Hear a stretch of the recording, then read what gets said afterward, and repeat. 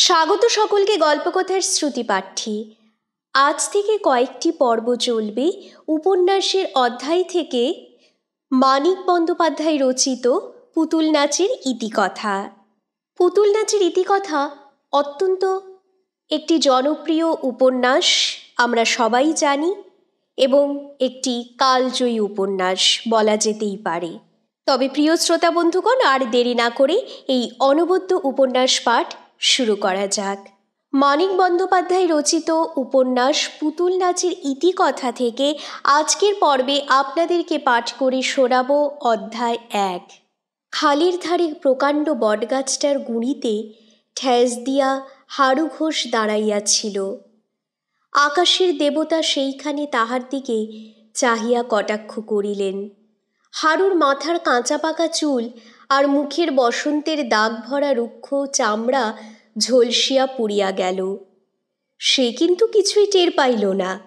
শতাব্দীর পুরাতন তরুটির মুখ অবচেতনার সঙ্গে 51 বছরের আত্মমমতায় গড়িয়া তোলা চিন্ময় জগৎটি তাহার চোখের পলকে লুপ্ত হইয়া গিয়াছে। কটাক্ষ করিয়া আকাশের দেবতা দিগন্ত কাঁপাইয়া এক হুঙ্কার ছাড়িলেন। তারপর জোরে বৃষ্টি চাপিয়া আসিল। বটগাছের ঘন পাতাতেও বেশিক্ষণ বৃষ্টি আটকাইল না। হারু দেখিতে দেখিতে ভিজিয়া উঠিল। স্থানটিতে ওজনের ঝাঁঝালো সামুদ্রিক গন্ধ ক্রমে মিলাইয়া আসিল। অদূরের ঝোপটির ভিতর হইতে কেয়ার সুমিষ্ট গন্ধ ছড়াইয়া পড়িতে আরম্ভ করিল। সবুজ রঙের সরু লিকলিকে একটা সাপ একটি কেয়াকে পাকে পাকে জড়াইয়া ধরিয়া আচ্ছন্ন হইয়াছিল। গায়ে বৃষ্টির জল লাগায় ধীরে ধীরে পাক খুলিয়া ঝোপের বাহিরে আসিল। ক্ষণকাল স্থিরভাবে কুটিল অপলক চোখে হারুর দিকে চাহিয়া থাকিয়া তাহার 2 পায়ের মধ্য দিয়াই বটগাছের কোটরে অদৃশ্য হইয়া গেল। হারুকে সহজে এখানে কেহ আবিষ্কার করিবে এরূপ সম্ভাবনা কম। এদিকে মানুষের বসতি নাই, এদিকে আসিবার প্রয়োজন কাহারও বড় একটা হয় না। সহজে কেহ আসিতেও চায় না। গ্রামের লোক ভয় করিতে ভালোবাসে। গ্রামের বাহিরে খালের এপাড়ির ঘন জঙ্গল ও গভীর নির্জনতাকে তাহারা ওই কাজে লাগাইয়াছে। ভূতপ্রেতের অস্তিত্ব হয়তো গ্রামবাসীরই ভীরু কল্পনায়, কিন্তু স্থানটি যে সাপের রাজ্য তাতে আর সন্দেহ নাই। দিনের আলো বজায় থাকিতে থাকিতে বাজিতপুরের 2-1টি সাহসী পথিক মাঠ ভাঙিয়া আসিয়া ঘাসের নিচে অদৃশ্য প্রায় পথরেখাটির সাহায্যে পথ সংক্ষেপ করে। বলিয়া কহিয়া কারো নৌকায় খাল পার হইলেই গাওদিয়ার সড়ক গ্রামে পৌঁছিতে আর 1/2 মাইলও হাঁটিতে হয় না। চণ্ডীর মা মাঝে মাঝে দুপুরবেলা এদিকে কাঠ কুড়াইতে আসে। যামিনী কবিরাজের চেলা সপ্তাহে একদিন গুল্মলতা কুড়াইয়া লইয়া যায়। কার্তিক অঘ্রাণ মাসে ভিন গায়ের সাপুরে কখনো সাপ ধরিতে আসে, আর কেহ ভুলিয়াও এদিকে পা দেয় না। বৃষ্টি থামিতে বেলা কাবার হইয়া আসিল। আকাশের এক প্রান্তে ভীরু লজ্জার মতো একটু রঙের আভাস দেখা দিল। বটগাছের শাখায় পাখিরা উড়িয়া আসিয়া বসিল এবং কিছু দূরে মাটির গায়ের গর্ত হইতে উইয়ের দলকে নবোদ্গত পাখা মিলিয়া আকাশে উড়িতে দেখিয়া হঠাৎ আবার সেই দিকে উড়িয়া গেল। হারুর স্থায়ী নিষ্পন্দতায় সাহস পাইয়া গাছের কাঠবিড়ালিটি একসময় নিচে নামিয়া আসিল। ওদিকে বুঁদি গাছের ডালে একটা গিরগিটি কিছুক্ষণের মধ্যেই অনেকগুলি পোকা আয়ত্ত করিয়া ফেলিল। মরা শালিকের বাচ্চাটিকে মুখে করিয়া সামনের মাঠ দিয়া ছপছপ করিয়া পার হইয়া যাওয়ার সময় একটা শিয়াল বারবার মুখ ফিরাইয়া হারুকে দেখিয়া গেল। ওরা টের পায়। কেমন করিয়া টের পায় কে জানে। শশী বলিল, নৌকা ওদিকে সরিয়ে নিয়ে যা গোবর্ধন, ওই শেওড়া গাছটার কাছে, এখান দিয়ে নামানো যাবে না। বটগাছটার সামনাসামনি খালের পাড় অত্যন্ত ঢালু। বৃষ্টিতে পিছলও হইয়া আছে। গোবর্ধন লগি ঠেলিয়া নৌকা পাশের দিকে সরাইয়া লইয়া গেল। 7 মাইল তফাতে নদীর জল 24 ঘণ্টায় 3 হাত বাড়িয়াছে। খালের স্রোতও বড় কম নয়। শেওড়া গাছের একটা ডাল ধরিয়া ফেলিয়া নৌকা স্থির করিয়া গোবর্ধন বলিল, আপনি লাই বসবে, এসো বাবু, আমি লাবাচ্ছি। শশী বলিল, দূর হতভাগা, তোকে ছুতে নেই।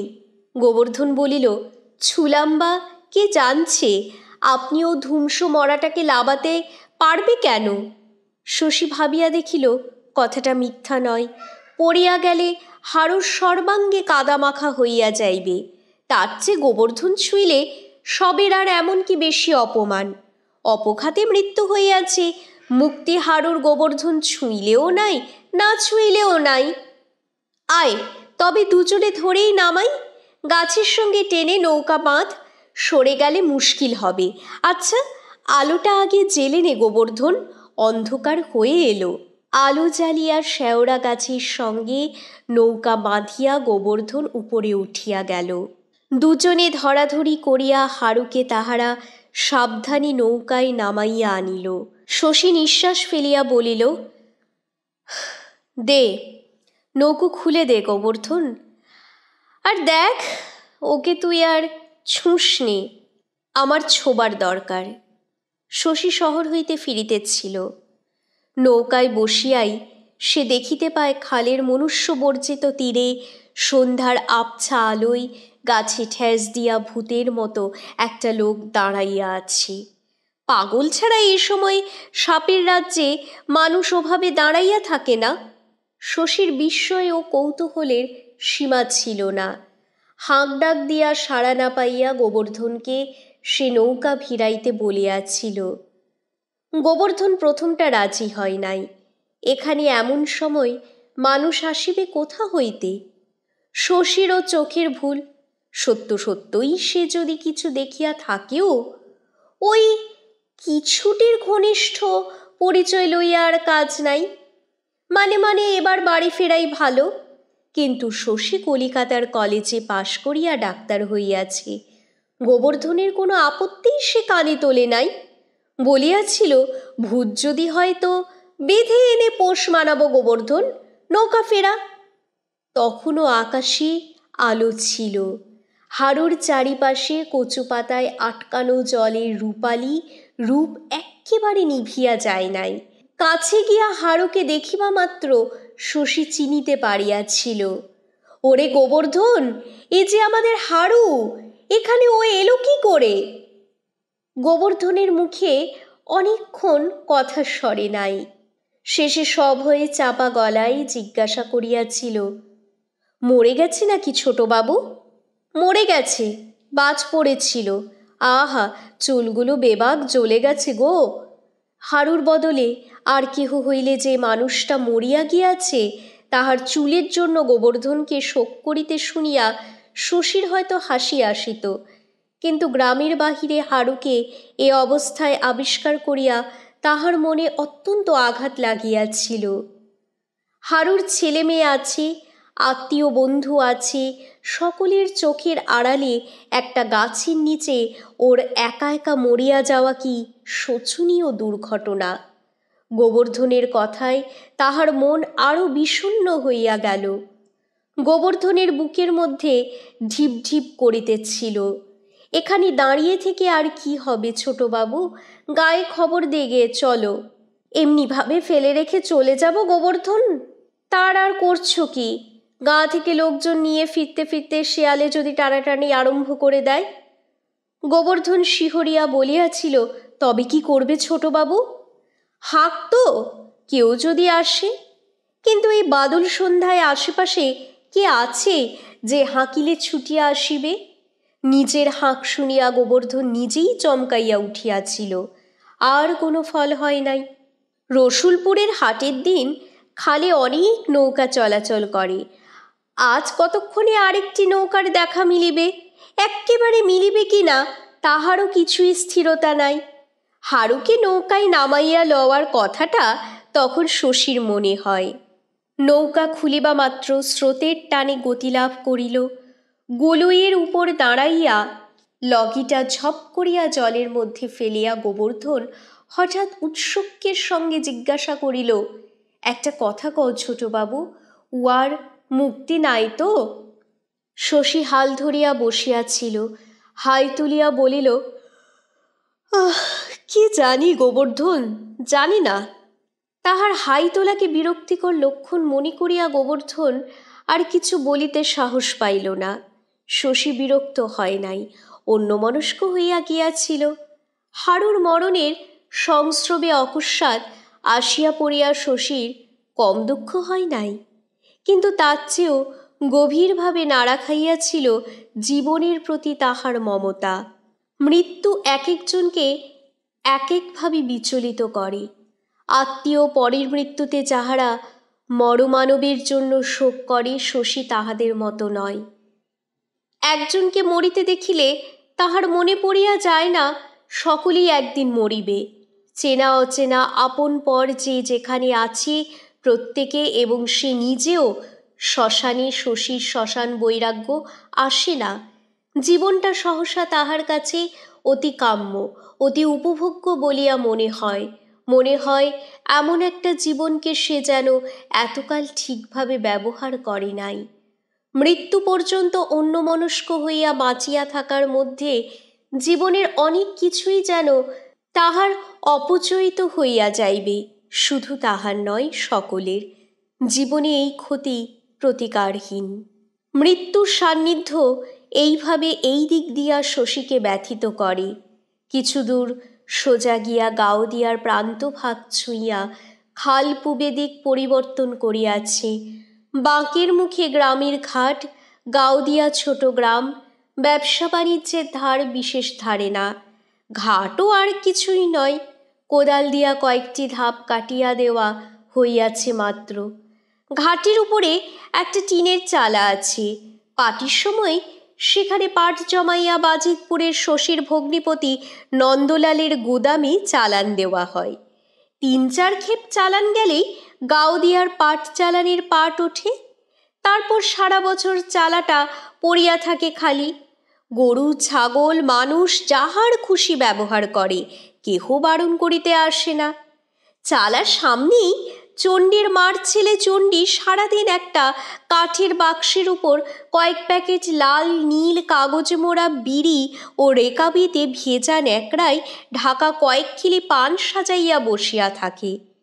ঘাটে কয়েকটি ছোট বড় নৌকা বাঁধা ছিল, কিন্তু তাদের মধ্যে একটিতেও এখন না আছে আলো, না আছে মানুষ। গোবর্ধনের মনে ভয় ছিল, তাহাকে নৌকায় পাহারা রাখিয়া শশী হয়তো নিজেই গ্রামে যাইতে চাহিবে। ঘাটে নৌকা বাঁধিয়াই সে তাই বলিল, আমি তাহলে গায়ে খবর দিগে ছোটবাবু। শশী বলিল, যা, পা চালিয়ে যাস গোবর্ধন, আগে যাবি গোয়ালপাড়ায়। নিতাই, সুদেব, বংশী ওরা সবাই যেন ছুটে চলে আসে। বলিস আমি অন্ধকারে মরা আগলে বসে রইলাম, আলোটা তুই নিয়ে যা। যেতে যেতে ঘুরঘুরটি অন্ধকার হবে, পিছল রাস্তা। আলো লইয়া গোবর্ধন চলিয়া গেল। এতক্ষণে সন্ধ্যা হইয়াছে। আকাশ খুঁজিলে হয়তো এখনো একটু ধূসর আভা চোখে পড়ে, কিন্তু অন্ধকার দ্রুত গাঢ় হইয়া আসিতেছে। শশী ভাবিল, আর 15-20 মিনিট দেরি করিয়া বটগাছটার কাছে পৌঁছিলে হারুকে সে ঠাহর করিতে পারিত না। খাল দিয়া যাতায়াত করিবার সময় ভূত ও সাপের রাজ্যটির দিকে সে বরাবর চোখ তুলিয়া তাকায়, আজও তাকাইত, কিন্তু হারুকে তাহার মনে হইত গাছের গুঁড়িরই একটা অংশ। হয়তো মানুষের আকৃতির সঙ্গে গাছের অংশটির সাদৃশ্য লক্ষ্য করিয়া আর হারুর পরনের কাপড়ের শ্বেতাভ রহস্যটুকুর মানে না বুঝিয়া তাহার একটু শিহরণ জাগিত মাত্র। হারু ওইখানে পড়িয়া থাকিত। কতদিন পরে শিয়ালের দাঁত ও শকুনির চঞ্চুতে সাফ করা হাড় কয়খানি তাহার মানুষ আবিষ্কার করিতে কে জানি। পঞ্চুকে চণ্ডীর মা যেমন আবিষ্কার করিয়াছিল, সর্বাঙ্গে খাবলা খাবলা পচা মাংস, কোথাও হাড় বাহির হইয়া পড়িয়াছে। 2 হাতের মুঠার মধ্যে প্রকাণ্ড খড়ির সাপটা শুকাইয়া হইয়া আছে এক্কেবারে দড়ি। স্রোতের বেগে নৌকা মৃদু মৃদু দুলিতেছিল। নৌকার গুলুইয়ে সে দোলন একটা জীবন্ত প্রাণীর অস্থিরতার মতো পৌঁছিতেছে। নড়িয়া চড়িয়া শশী একসময় সোজা হইয়া বসে। মনে একটা বিড়ি ধরাইবার ইচ্ছা জাগিতেছিল, কিন্তু সেটুকু উৎসাহ সে যেন পায় না। তাহার চোখের সামনে চারিদিক ক্রমে গাঢ় অন্ধকারে ঢাকিয়া যায়। তীরের গাছগুলি জমাট বাঁধা অন্ধকারের রূপ নেয়। জলের উপর জলহীন নৌকা কখনো হালকা ছায়ার মতো আলগোছে ভাসিতে থাকে। মাথার উপর দিয়া অদৃশ্য প্রায় কতগুলি পাখি শাঁ শাঁ শব্দ করিয়া উড়িয়া যায়। চারিদিকে জোনাকি ঝিকমিক করিতে আরম্ভ করে। এত কাছেও হারুর মুখ ঝাপসা হইয়া যায়। তাহার মুখখানা ভালো করিয়া দেখিবার চেষ্টায় ব্যর্থ হইয়া সে যে মরিয়া গিয়াছে, এই সত্যটা শশী যেন আবার নূতন করিয়া অনুভব করে। ভাবে, মরিবার সময় হারু কি ভাবিতেছিল কে জানে। কোনো কল্পনা, কোনো অনুভূতির মাঝখানে তাহার হঠাৎ ছেদ পড়িয়াছিল। মেয়ের জন্য পাত্র দেখিতে হারু বাজিতপুরে গিয়াছিল এটা শশী জানিত। পথ সংক্ষেপ করিবার জন্য ওই বিপথে সে পাড়ি জমাইয়াছিল। পথ তাহার সংক্ষিপ্তই হইয়া গেল, পাড়িও জমিল ভালোই। ঘণ্টা দুই পরে গোটা তিনেক লণ্ঠন সঙ্গে করিয়া হারুর 7-8 জন স্বজাতি আসিয়া পড়িল। নিস্তব্ধ ঘাটটি মুহূর্তে হইয়া উঠিল মুখরিত। শশী সাগ্রহে জিজ্ঞাসা করিল, নিতাই এসেছ? নিতাই? নিতাই সাড়া দিল, আজ্ঞে এই যে আমি ছোটবাবু। নিতাইয়ের দায়িত্বজ্ঞান প্রসিদ্ধ। শশী অনেকটা ভরসা পাইল। হারুর বাড়িতে খবর দেওয়া হয়েছে নিতাই? হয়েছে ছোটবাবু। আলো উঁচু করিয়া ধরিয়া সকলে তাহারা ভিড় করিয়া হারুকে দেখিতে লাগিল। গোবর্ধনের কাছে ব্যাপারটা তাহারা আগাগোড়া শুনিয়াছিল, শশীর কাছে আরেকবার শুনিল। তারপর খাটের খাঁচের উপর উবু হইয়া বসিয়া আরম্ভ করিয়া দিল জটলা। কিছুক্ষণের মধ্যে শশীর মনে হইল হারুর পরলোকগমন ওদের কথার মধ্যেই এতক্ষণে শোচনীয় হইয়া উঠিতেছে। বর্ষণক্ষান্ত বিষণ্ণ রাত্রে কালিপড়া লণ্ঠনের মৃদু রঙিন আলোয় হারুর জীবনের টুকরো টুকরো ঘটনাগুলি যেন দৃশ্যমান ছায়াছবির রূপ গ্রহণ করিয়া চোখের সামনে ভাসিয়া আসিতে লাগিল। হারুর পরিবারের ক্ষতি ও বেদনার প্রকৃত উপলব্ধি যেন এতক্ষণে শশী আয়ত্ত করিতে পারিল। সে বুঝিতে পারিল সংসারে হারু যে কতখানি স্থান শূন্য রাখিয়া গিয়াছে। এই অশিক্ষিত মানুষগুলির মনের মাপকাঠি দিয়াই তাহার পরিমাপ সম্ভব। এতক্ষণ হারুর অপমৃত্যুকে সে বুঝিতে পারে নাই। হারুকে সে আপনার জগতে তুলিয়া লইয়াছিল, যেখানে শূন্য করিয়া রাখিয়া যাওয়ার মতো স্থান হারু কোনোদিন অধিকার করিয়াছিল কিনা সন্দেহ। নীরবে শশী অনেকক্ষণ তাহাদের আলোচনা কান পাতিয়া শুনিল। শেষে রাত বাড়িয়া যাইতেছে খেয়াল করিয়া বলিল, তোমরা তাহলে আর বসে থেকো না নিতাই, রসিকবাবুর বাগান থেকে বাঁশ কেটে এনে একটা মাচা বেঁধে ফেলো। নিতাই প্রশ্ন করিল, সোজা মশান বিলে নিয়ে যাবে কি ছোটবাবু? শশী বলিল, না, ওর বাড়িতে একবার নামাতে হবে। হারুকে সোজাসুজি শ্মশানে লইয়া গেলে অনেক হাঙ্গামা কমিত, কিন্তু হারুর মেয়ে মতির জ্বর, সকলে শ্মশানে আসিলেও সে আসিতে পারিবে না। তাহাকে একবার না দেখাইয়া হারুকে পোড়াইয়া ফেলিবার কথাটা শশী ভাবিতেও পারিতেছিল না। মতির কাছে খবরটা এখন কয়েকদিনের জন্য চাপিয়া যাওয়ার বুদ্ধিও বাড়ির কাহারও হইবে কিনা সন্দেহ। মতি জানিতে পারিবে তাহারই জন্য বর খুঁজিতে গিয়া ফিরিবার পথে হারু অপঘাতে প্রাণ দিয়াছে। জ্বর গায়ে এই বর্ষার রাত্রে হয়তো সে শ্মশানে ছুটিয়া আসিবে। জোর করিয়া বাড়িতে আটকাইয়া রাখিলে সকলকে হয়তো সে ক্ষমা করিবে, নিয়তিকে পর্যন্ত, কিন্তু শশীকে সে সহজে মার্জনা করিবে না। বলিবে, আপনি থাকতে আমাকে একটি বারও না দেখিয়ে বাবাকে ওরা পুড়িয়ে ফেলেছিল গো। রসিকবাবুর বাগান হইতে বাঁশ কাটিয়া আনিয়া মাচা বাঁধা হইল। তারপর মাচায় শোয়াইয়া হরিবোল দিয়া মাচাটা তাহারা কাঁধে তুলিয়া লইল। শশী বলিল, এখন তোমরা হরিবোল দিও না, হারু শ্মশান যাত্রা করেনি, বাড়ি যাচ্ছে।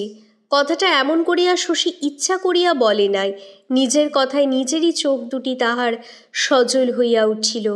রাস্তাটি চওড়া মন্দ নয়, কিন্তু কাঁচা। বর্ষাকালে কোথাও 1 হাঁটু কাদা হয়, কোথাও এঁটেল মাটিতে বিপজ্জনক রকমের পিছল হইয়া থাকে। গরুর গাড়ির চাকাতেই রাস্তাটির সর্বনাশ করে সবচেয়ে বেশি। বর্ষার পর কাদা শুকাইলে মনে হয় আগাগোড়া যেন লাঙল দিয়া চষিয়া ফেলা হইয়াছে। শীত পড়িতে পড়িতে পথটি আবার সমতল হইয়া যায় সত্য, কিন্তু লক্ষ লক্ষ ক্ষতের উঁচু সীমানাগুলি গুঁড়া হইয়া এত ধুলা হয় যে পায়ের পাতা ডুবিয়া যায়। ফাল্গুন চৈত্র মাসে বাতাসে ধুলা উড়িয়া দুপাশে গাছগুলিকে বিবর্ণ করিয়া দেয়। গ্রামে ঢুকিবার আগে খালের সঙ্গে সংযুক্ত নালার উপর একটি পুল পড়ে। পুলের নিচে স্রোতের মুখে জাল পাতিয়া নবীন মাঝি সেই অপরাহ্ন হইতে বুক জলে দাঁড়াইয়া আছে। নিতাই ডাকিয়া বলে, কি মাছ পড়ল মাঝি? নবীন বলে, মাছ কোথা ঘোষমশাই, জল বড় বেশি গো। মাগুবট্ট গুড় পেলি নবীন? পেলে আমাকে একটা দিস, ছেলেটা কাল পথ্যি করবে। নবীন মিথ্যা জবাব দেয়, বলে, জলে দেরিয়ে কি মিছে কথা কইছি, এত জলে মাছ পড়ে না, এদিকে 3 হাত ফাঁক রয়েছে দেখছনি। হারুর মরণের খবরটা সে শান্তভাবে গ্রহণ করে, বলে, লোক বড় ভালো ছিল গো, জগতে 70 নেই। তারপর বলে, এই বছর যেন ঘোষমশাই অদৃষ্ট, সবার মন্দ, 3 বর্ষা নাবল না, এর মধ্যে জল কামড়াতে নেগেছে। দিন নাই রাত্রি নাই, জলে স্থলে নবীনের কঠোর জীবন সংগ্রাম, দেহের সঙ্গে মনও তাহার হাজিয়া গিয়াছে।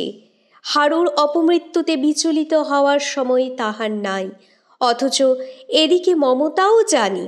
10 বছরের ছেলেটা বিকাল হইতে পুলের উপর ঠায় দাঁড়াইয়া আছে।